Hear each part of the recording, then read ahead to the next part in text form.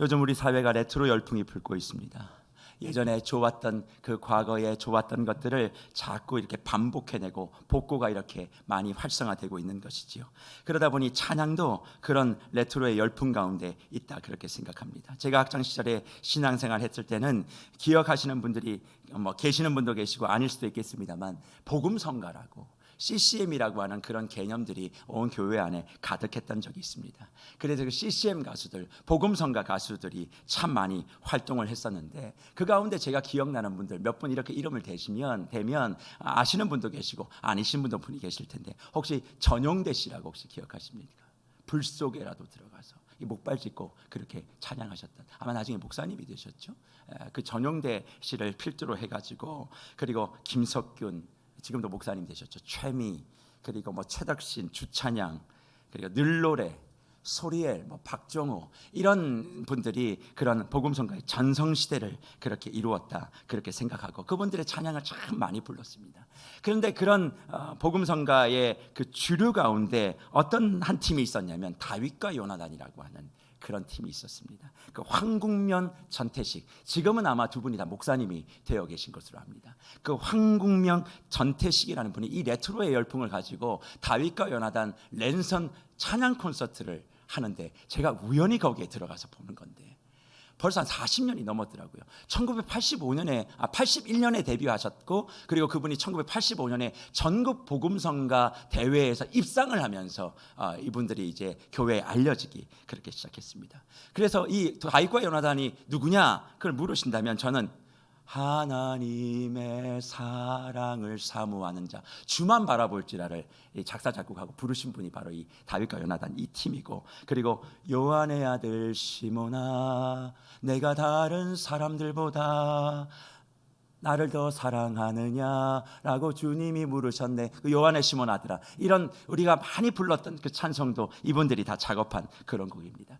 그런데 그 다윗과 요나단이 1985년도에 전국복음성가에서 입상을 했을 때 그 곡이 뭐냐면 친구의 고백이라고. 이 친구의 고백이 앨범으로 나왔을 때 그 당시에 몇만 장이 팔린 줄 아십니까? 그냥 아무 말도 해주시면 안 되나요?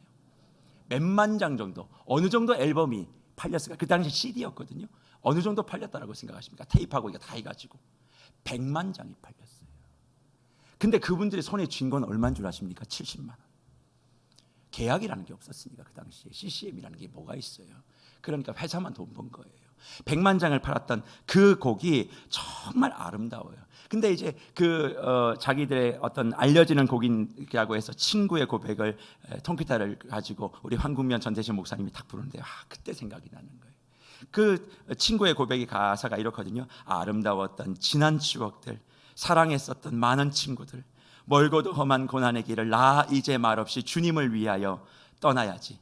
지난 6월절 저녁 성찬 때 주님과 함께 마시던 핏잔, 그 일이 문득 생각이 나면 어느새 내 뺨엔 주르르 눈물말이 흐릅니다. 그리고 3절이래요. 새벽 다굴 땐 난 괴로웠어.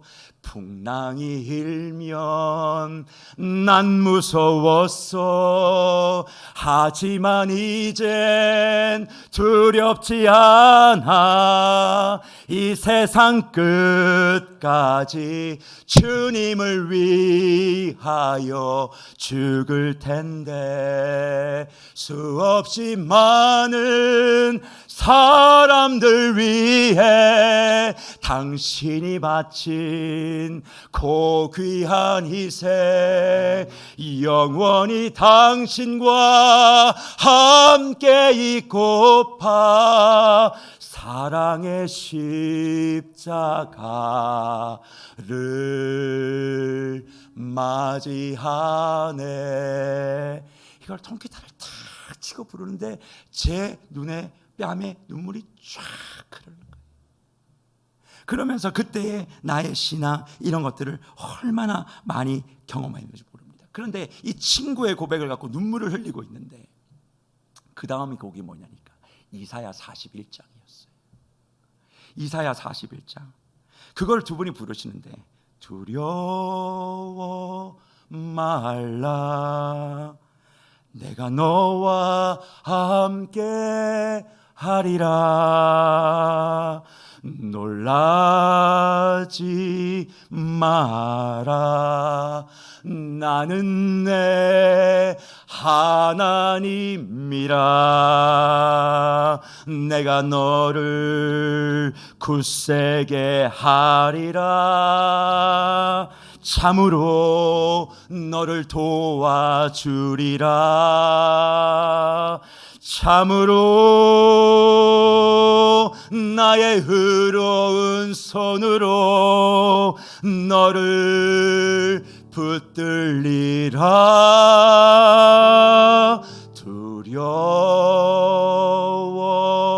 마라. 내가 너와 함께 하리라. 놀라지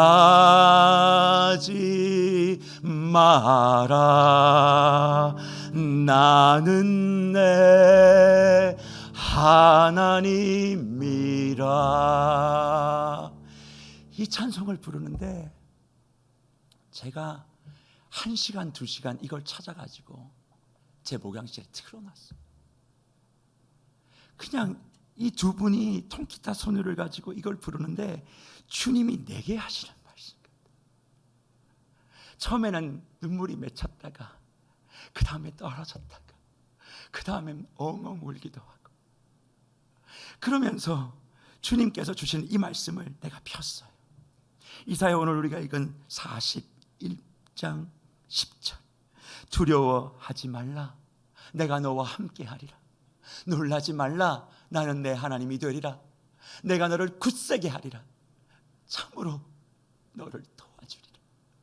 참으로 나의 의로운 오른손으로 너를 붙들리라. 얼마나 이 말씀을 내 가슴에 새기고 싶었는지. 그런데 이 찬송을 듣고 그리고 이 말씀을 읽으면서 그렇게 눈물이 왜 날까? 왜 이렇게 이것을 계속 내가 반복하며 이것을 가지고 내가 위로를 받고 싶을까? 곰곰이 생각하다가 내린 결론은 내가 두려워하고 있구나. 내가 지금 놀라고 있구나. 내가 지금 무서워하고 있구나. 그런 생각이 들었어요. 그러면서 생각했죠. 두려움의 근원은 도대체 뭘까? 너 왜 두려워하니? 너 왜 두려워하는 거야? 너 무엇 때문에 이렇게 걱정하고 있어? 근심하고 있어? 여러 가지 묵상을 하다가 하나님께서 제게 주셨던 그런 마음, 그게 뭘까? 두려움의 실제. 그냥 우리가 내 일이 안 되고 어려운 그것이 아니라 성경에서 말하고 있는 두려움의 실제를 보게 하셨어요. 성경은 4가지의 두려움의 실제를 우리에게 말씀한다. 그 4가지가 우리에게 있기 때문에 우리가 그렇게 두려워한다. 그리고 주님은 두려워하지 말라 그렇게 말씀하신다는 거예요. 첫 번째 두려움은 뭔 줄 아십니까? 하나님이 두려움이에요. 하나님이 두려움. 두 번째는 사람이 두려움이에요. 셋째는 죽음이 두려움이에요. 넷째는 실패가 두려움이에요. 저는 오늘 특세의 마지막 날 두려움의 그 실제인 하나님을 향한 두려움, 사람을 향한 두려움, 죽음을 향한 두려움, 실패를 향한 두려움이 뭔지를 살피고 그 두려움을 극복하시는 주님의 놀라우신 능력을 체험하고 고난주간의 말씀을 마무리해 보려고 합니다. 첫 번째로 하나님에 대한 두려움입니다. 우리는 사실 하나님을 두려워합니다. 하나님의 공포증을 사람은 다 가지고 있어요. 이런 이야기를 하면 어떤 성도님들은 이렇게 얘기하죠. 목사님, 왜 하나님을 두려워합니까? 하나님 사랑이신데, 내 아빠고 좋은 분이신데 어떻게 하나님을 두려워할 수 있습니까? 하나님은 두려움의 대상이 아니라 하나님은 사랑과 경배와 찬양의 대상이죠. 틀리지 않습니다. 그런데 욥이 고백한 이 내용을 한번 들어보시겠습니까? 욥기 6장 4절에 욥이 이렇게 고백합니다. 전능자의 화살이 내게 박힘에 나의 영이 그 독을 마셨나니 하나님의 뭐가? 두려움이 나를 엄습하여 친다. 그렇게 고백합니다. 전능자의 화살이 내게 박히는 거예요. 나의 영이 그 독을 마셔요. 그러다 보니까 하나님의 그 핵심이 뭐냐? 하나님의 두려움이다. 하나님의 두려움이다. 하나님을 향한 두려움이 있는 거예요, 인간은 기본적으로. 그리고 예레미야 선지자도 뭐라고 얘기합니까? 17장 17절에 이렇게 얘기합니다. 주는 내게 뭐가 되지 말라고요? 두려움이 되지 마소서. 재앙의 날에 주는 나의 피난처입니다. 선지자도 주는 나의 두려움이 되지 말아달라고 그렇게 이야기를 합니다. 그러면 왜 욥은, 예레미야는 하나님을 향한 두려움을 고백하게 되었을까요? 하나님을 사랑하고 예수 그리스도의 죽으심의 부활을 우리가 분명히 믿으면 반드시 하나님의 영, 곧 양자의 영을 우리에게 주셔서 우리를 아빠, 아버지라 부를 수 있는 일이 생겨나는데, 어찌하여 욥과 선지자는 하나님을 향한 두려움을 이야기할까? 이것은 다른 것을 이야기하는 것이 아니라 하나님의 두려움이라기보단 사실은 죄의 공포입니다. 하나님 앞에서 나의 잘못한 부분 때문에 두려운 거예요. 내 안에 있는 죄 때문에 두려운 거예요. 그래서 사람은 근원적으로 뭘 가지고 살아요? 두려움을 갖고 삽니다. 그래서 에덴 동산에 하나님의 말씀이 들려오면 언제나 반갑게 달려나갔던 아담과 하와가 죄를 범하고 난 다음에 하나님의 목소리가 들리자 어떻게 합니까? 숨어버립니다. 하나님을 그 시간부터 두려워하기 시작하는 거예요. 죄의 유전자가 우리에게 있는 이상 하나님은 두려움의 존재, 심판의 존재. 그래서 인간은 언제나 두려워할 수 있다, 그렇게 말씀하시는 거예요. 그런데 그런 두려움을 갖고 있는 우리에게 주님 뭐라고 말씀하세요? 두려워하지 말라, 그렇게 말씀합니다. 왜요? 예수 그리스도를 통하여 그 죄의 문제를 해결했기 때문에 그렇습니다. 그러니 그 두려움의 문제를 가지고 있는 분들 계십니까? 오늘 이 시간 그 문제를 근원적으로 해결하시는 은혜가 있기를 간절히 축복합니다. 예수 그리스도의 보혈로 우리는 그 죄의 문제를 해결하고 두려움으로부터 자유하게 된 줄 믿습니다. 그리고 인간의 두려움의 근원 두 번째는 뭡니까? 사람입니다. 사람을 왜 두려워할까요? 우리 묵별들은 사람이 두렵지 않으세요? 아니라 그러시겠습니다만 한번 제 이야기를 들어보십시오. 우리보다 힘이 있는 사람들을 보시면 두려운 마음 없으세요? 나보다 가진 것이 많고 나보다 잘나고 나보다 뭔가 좀 특출하게 잘하는 것을 보면 아닌 척하고 센 척하지만 실상은 두려운 겁니다. 비유가 좀 죄송합니다만 혹시 우리 그 댕댕이들을 키우시는 분들이 있으시면 자기가 힘이 센 친구들은 가다가 같은 그룹을 만나면 안 짖습니다. 약한 애들이 짖습니다. 무섭기 때문에 짖는 거예요. 걔네들이 싫어서 짖는 게 아니라 두려워서 짖는 겁니다.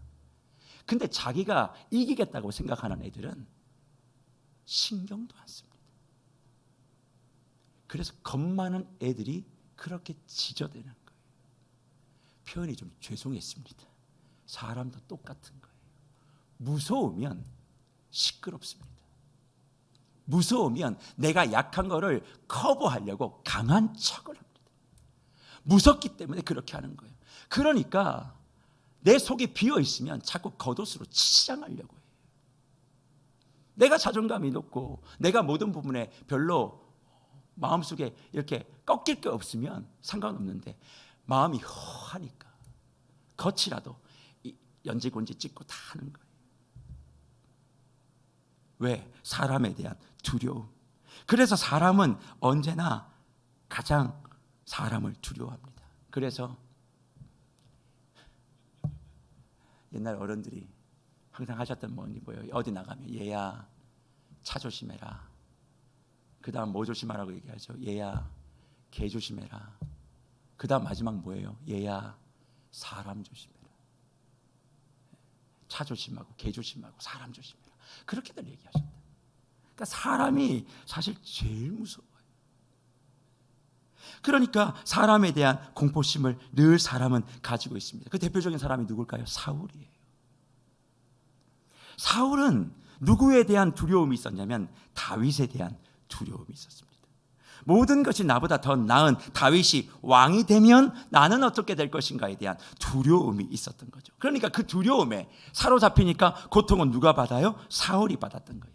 그래서 사무엘상 18장 12절에 보십시오. 뭐라고 얘기합니까? 여호와께서 사울을 떠나 다윗과 함께 하심으로 사울이 누구를? 그를 다윗을 두려워한지라 그렇게 말합니다. 15절에도 뭐라고 이야기합니까? 이렇게 이야기합니다. 사울은 다윗이 크게 지혜롭게 행함을 보고 그를 뭐했다? 두려워했다. 그렇게 말합니다.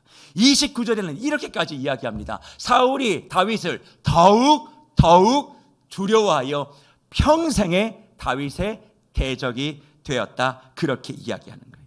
질투와 시기의 대상은 실상은 두려움의 고백입니다. 누군가를 질투하고 시기하고 있다는 것은 그 사람이 무섭다는 것을 반증하는 거예요. 그러니까 나도 모르게 그 사람에 대한 두려움에 사로잡히니까 생각하지 못한 방법으로, 이성적 판단이 아닌 감성적 방법으로 그 사람을 자리에서 밀어내려고 하고, 그 사람을 자리에서 끊어내려고 하고, 그 사람을 죽이려고 하는 일들이 벌어진다는 거예요. 그래서 사람에 대한 두려움은 언제나 늘 그렇게 우리를 공포스럽게 만든다는 거예요. 그러면 사람에 대한 두려움을 이길 수 있는 방법은 뭐예요? 오직 하나밖에 없어요. 사랑이에요. 요한일서 4장 18절 뭐라고 얘기합니까? 사랑 안에 두려움이 없고 온전한 사랑이 두려움을 쫓는다. 사랑 안에 두려움이 없고 온전한 사랑이 두려움을 쫓는다. 그렇게 말합니다. 그래서 주 안에 사랑하는 무별 여러분, 사람을 의지하면 의지할수록 사람이 실망스러워져요. 사람을 기대하면 기대할수록 반드시 사람은 실망스러워집니다. 그러면 어떻게 해야 되느냐? 사람은 사랑해야 돼요. 사람을 사랑하면 사랑할수록, 그럼 어떻게 되는 줄 아십니까? 사람을 사랑하면 사랑할수록 그 사람이 안 됐다는 것을 알게 됩니다. 사랑은 그 사람이 안 됐다는 것을 알게 돼요.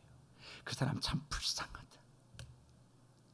그 사람 참 불쌍하다, 딱하다. 그러니 가족끼리 사랑하게 되면 어떤 일이 벌어지는 줄 아세요? 사랑하니까 뭐 해노라가 아니라 안 됐다, 쟤 진짜. 저 사람 참 불쌍하다. 저렇게 애를 쓰는데 어떡하지? 저 아이 어떡하지? 불쌍한 마음이 드는 거예요. 그게 사랑이에요. 근데 사랑한다고 해놓고 너는 왜 그거밖에 안 되냐? 당신은 왜 그 모양이냐? 왜 이렇게밖에 못하냐?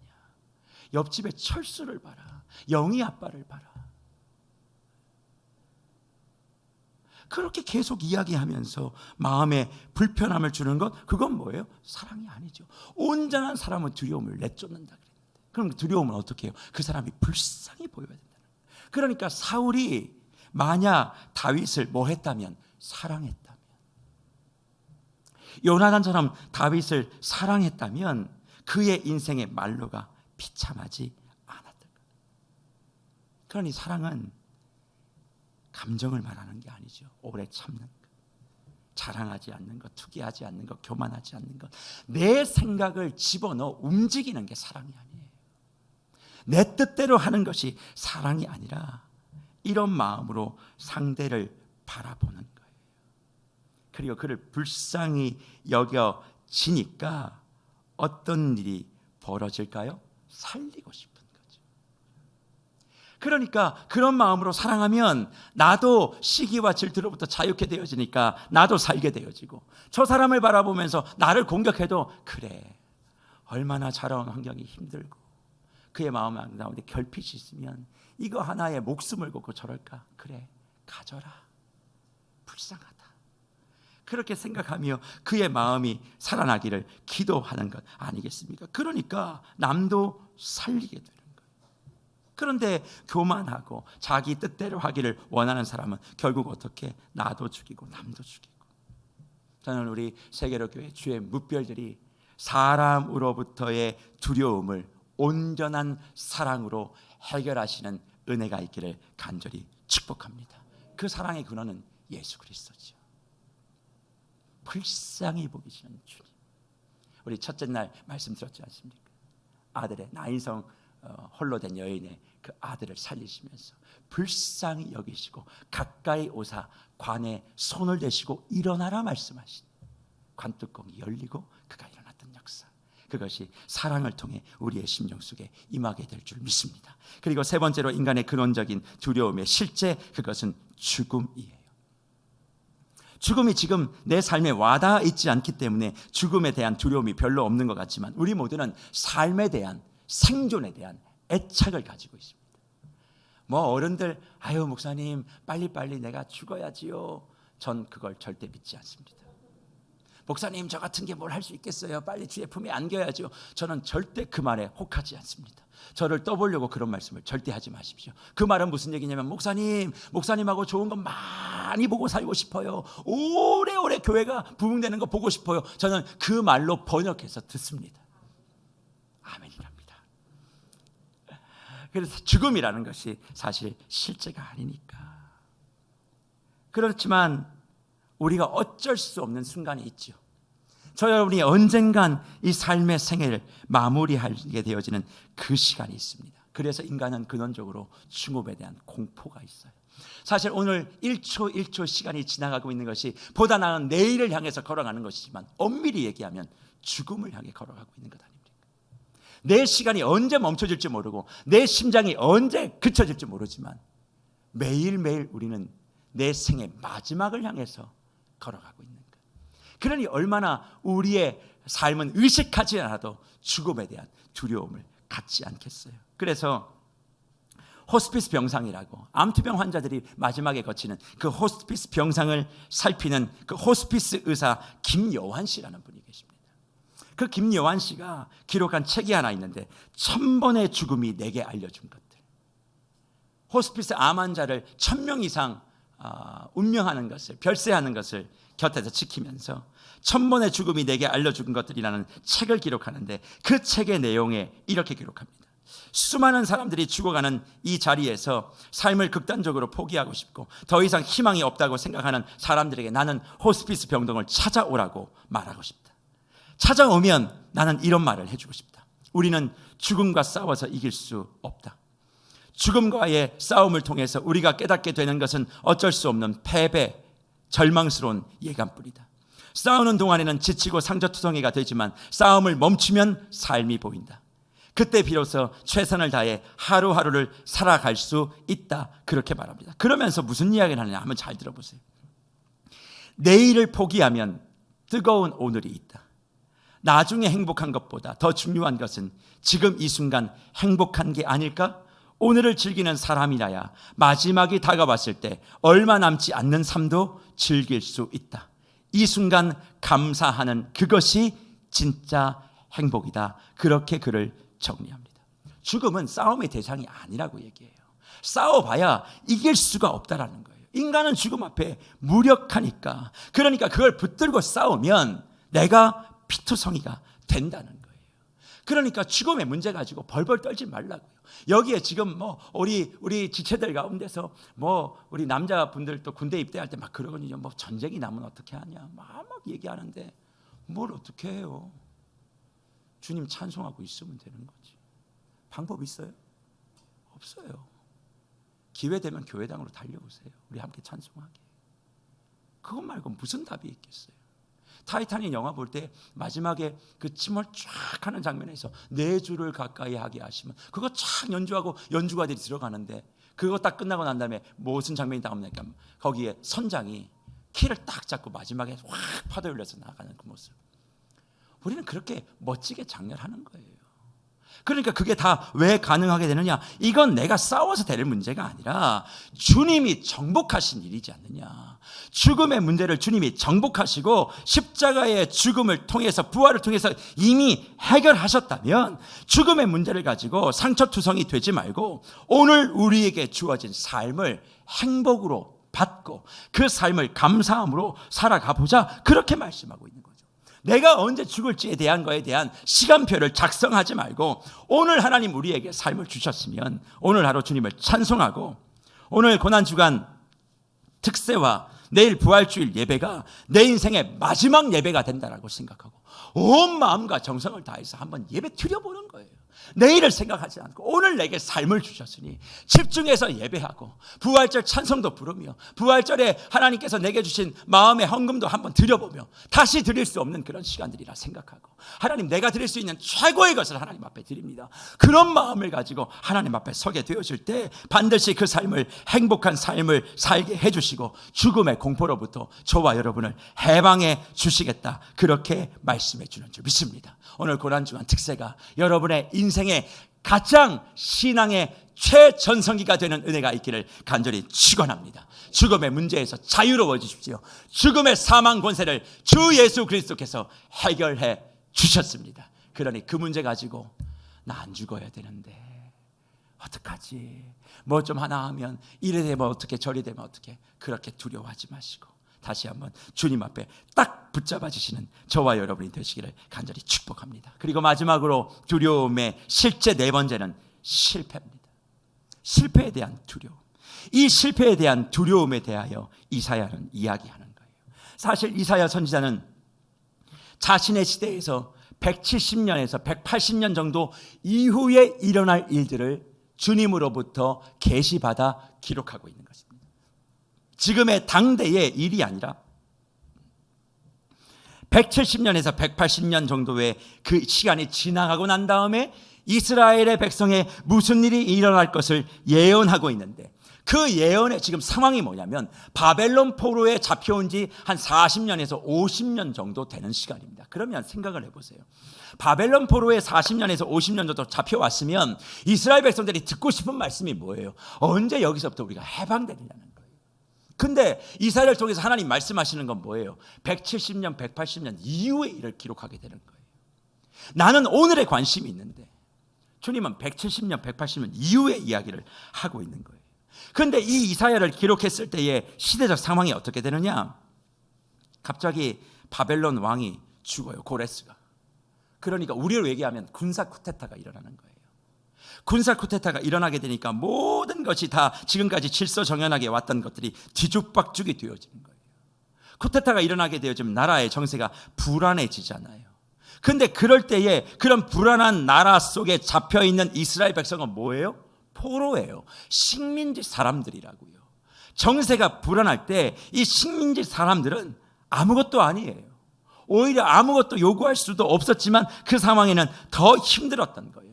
그러니까 거기서 더 벌벌 떨고 있는 이스라엘 백성을 향해 주님이 뭐라고 말씀하시느냐? 이사야 41장 14절에 이렇게 말씀하고 있는 거죠. 버러지 같은 너 야곱아, 버러지 같은 너 야곱아, 너희 이스라엘 사람들아 두려워하지 말라. 나 여호와가 말하노니 내가 너를 도울 것이라. 내 구속자는 이스라엘 거룩하니라. 그렇게 얘기합니다. 이스라엘 백성을 뭐라고 얘기해요? 버러지 같은 너 야곱아, 그렇게 말합니다. 이게 이제 그 당시에 한문 성경을 한글로 옮겼을 때 가장 저급한 욕이 버러지 같은 사람이에요. 그래서 성경에 버러지 같은 야곱아 이렇게 기록을 해뒀었는데, 사실 히브리 말로는 톨라라는 말입니다. 이 톨라는 무슨 의미를 갖고 있냐면 구더기를 이야기해요. 구더기, 요즘 우리 젊은 세대들은 잘 모르겠습니다. 구더기 보신 적 있습니까? 그 하얀색, 너무 자세하게 또 설명하면 또 아침부터, 하여튼 그 구더기, 저와 여러분이 생각하는 그 구더기, 하나님이 이스라엘 백성을 구더기 같다고 얘기해요. 무슨 얘기야? 너의 지금 상황이 딱 그 모양 그 꼴이야. 시궁창에서 냄새나는 곳에서 버글버글거리며 언제 죽을지 어떻게 될지 모르는 그런 존재, 그런 너희라, 그렇게 이야기를 하고 있다는 것이죠. 그런데 그런 이스라엘을 향해서 주님은 뭐라고 말씀하시느냐? 오늘 본문 8절 말씀에 이렇게 이야기합니다. 나의 종 너 이스라엘아, 내가 택한 야곱아, 나의 벗 아브라함의 자손아, 그렇게 말씀합니다. 나의 종, 나의 벗이라고 이야기해요. 구더기 같은 상황에 속해 있는 이스라엘 백성을 하나님은 뭐라고 얘기했냐? 나의 종이다. 천지 만물을 창조하신 하나님의 종. 종 그러면 막 부리겠다는 이야기가 아니라 창조의 질서를 이끌어가는 그 일을 감당하는 그런 사람으로 내가 너를 대우해 주겠다. 그렇게 말씀하는 거예요. 하나님의 사람이란 정체성을 확인시켜 주는 겁니다. 그리고 뭐라고 부릅니까? 나의 벗이라고 불러요. 나의 벗. 서울에 가장 좋다라고 하는 유명한 그 여대에서는 학우들 사이에 서로를 뭐라고 부르냐면 번님들 그렇게 부릅니다. 번님 오셨어요? 번님 오셨어요? 그 신촌에 있는 어느 여대는 그렇게 부릅니다. 번님들. 왜 그렇게 부르냐 그렇게 물어봤더니 서로의 격이 없고 비밀이 없고 그런 상황을 잘 표현해 주는 단어가 벗이라는 단어라. 그 여대에 있는 학생들은 번님 그렇게 부른다라고 그렇게 합니다. 무슨 얘기입니까? 하나님과 나 사이에 비밀이 없다는 거예요. 구더기 같은 우리인데 저 우주의 별의 수요를 다 알고 계시고 이름을 부르시는 그분이 나를 종으로, 나를 벗으로 내 모든 비밀을, 내 모든 계획을 너에게 알려줄게. 지금 너희가 구더기 같은 그런 존재지만 170년, 180년 이후에 너의 삶이 어떻게 될지 예언해 주는 것처럼 저와 여러분에게 그런 말씀을 하고 있는 거예요. 우리는 이런 존재입니다. 지금 내 상황이 구더기 같고 내 모든 상황이 실패와 그 속에서 낙담하고 그렇게 있을지 모르지만 우리는 하나님의 종이고 하나님의 자녀이고 하나님의 벗이라고 하는 분명한 정체성을 가지면 내가 하고 있는 그 모든 일들에 대한 실패의 두려움을 가지고 벌벌 떨 필요가 없다라는 거예요. 지금 우리가 가지고 있는 모든 것, 누리고 있는 모든 것이 내가 한 것이 하나 없고 하나님으로부터 받은 것이라면 주님이 책임져 주실 거예요. 내게 주신 재능이, 내게 주신 삶이 내가 그렇게 되고 싶어 된 겁니까? 하나님이 갖고 태어나게 하신 거예요. 그러면 그 일을 통해서 하나님이 반드시 이루실 일들이 분명히 있지 않겠습니까? 하나님이 다 주신 것이고 하나님이 다 살펴주신다면 나는 실패의 사람이 아니라 특별한 사람입니다. 그러니 실패가 두렵고 겁이 나는 것이 아니라 그 순간 나는 하나님의 자녀고 나는 하나님의 종이고 하나님의 벗이라고 하는 담대함을 가지고 나아가게 되어지면 반드시 우리의 삶에 주님은 놀라운 능력을 허락해 주실 줄 믿습니다. 그래서 이 네 가지 죄에 대한 두려움, 그리고 우리의 삶의 사람들에 대한 두려움, 그리고 나의 죽음과 실패에 대한 두려움을 완전히 종식시켜 주실 방법 오늘 말씀해 주시는데 그 말씀을 오늘 마무리하면서 고난주간 특세의 말씀을 정리해 보려고 합니다. 이사야 41장 10절의 말씀이죠. 뭐라고 얘기합니까? 두려워하지 말라. 내가 너와 함께 함이라. 놀라지 말라. 나는 내 하나님이 됨이라. 내가 너를 굳세게 하리라. 참으로 너를 도와주리라. 참으로 나의 의로운 오른손으로 너를 붙들리라. 그렇게 말씀하세요. 하나님이 그냥 계시는 것이 아니라 함께 하시고 굳세게 하시고 도와주시고 붙들어 주실 것이다. 나의 마음속에 있는 네 가지의 그 걱정과 두려움을 네 가지의 하나님의 미라클 방법으로 해결해 주시겠다. 함께 해주고 굳세게 해주고 도와주고 붙들어 줄 것이다. 그러니 우리의 삶에 믿음을 가지고 있어도 세상의 파도와 어려움 가운데 말로 다 할 수 없는 무서움과 공포를 가지고 있는 분들 계십니까?